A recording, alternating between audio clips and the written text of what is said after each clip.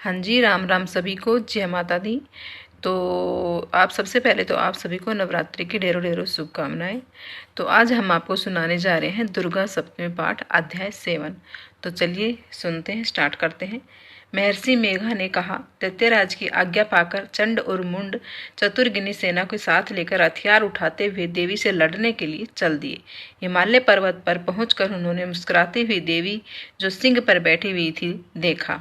जब असुर उनको पकड़ने के लिए तलवारें लेकर उनकी ओर बढ़े तब अंबिका ने उन पर बड़ा क्रोध आया और मारे क्रोध के उनका मुख काला पड़ गया। उनकी भुटुक्रियटिया चट गई और उनके ललाट में से अत्यंत भयंकर तथा अत्यंत विस्तृत मुख वाली लाल आंखों वाली प्रकट काली हुई, जो उनके हाथों से तलवार और पास लिए हुए थी। वह विचित्र खड्ग धारण किए हुए थी तथा चीते के चर्म की साड़ी एवं नरमुंडों की माला पहने रखी थी। उनका मांस सूखा हुआ था और शरीर केवल हड्डियों का ढांचा था, और जो भयंकर शब्द से दिशाओं को पूर्ण कर रही थी, वह असुर सेना पर टूट पड़ी और दैत्यों का भक्षण करने लगी।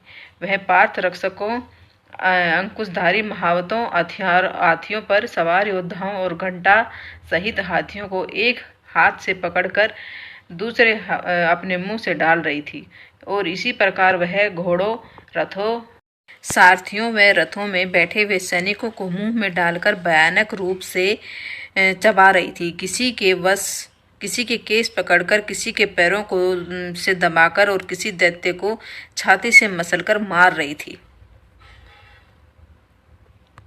वह दैत्य के छिड़े हुए बड़े बड़े अस्त्र शस्त्रों को मुंह में पकड़कर और क्रोध से भरकर उनको दांतों में पीस रही थी।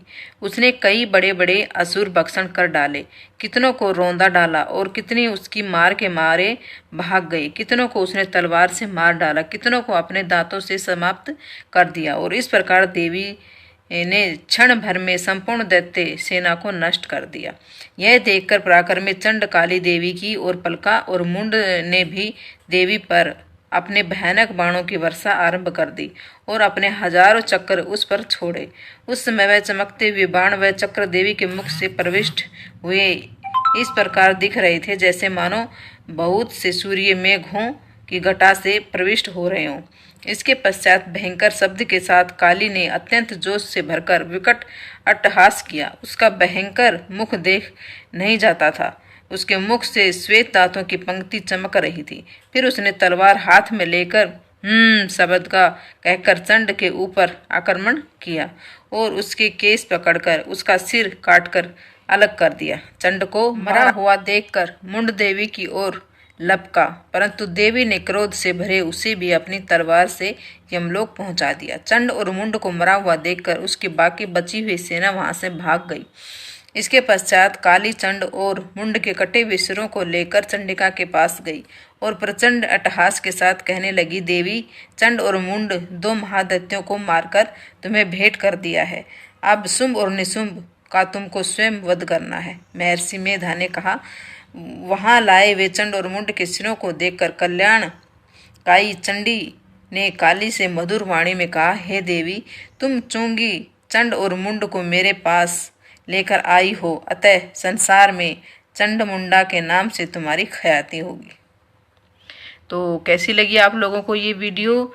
मेरा ये सरल दुर्गा सप्तमी पाठ अध्याय आप लोगों को कैसा लगा? अगर अच्छा लगा हो तो मेरी वीडियो को लाइक करना, शेयर करना, कमेंट करना और मेरे चैनल को सब्सक्राइब करना। ऐसे ही मैं दुर्गा अष्टमी अध्याय लेके आऊँगी, 7, 8 और 9 ये भी लेके आऊँगी, वो भी आप ज़रूर पढ़ना और आनंद लेते रहना और प्रेम से बोलते रहना, राधे राधे, जय श्री कृष्ण, जय माता दी।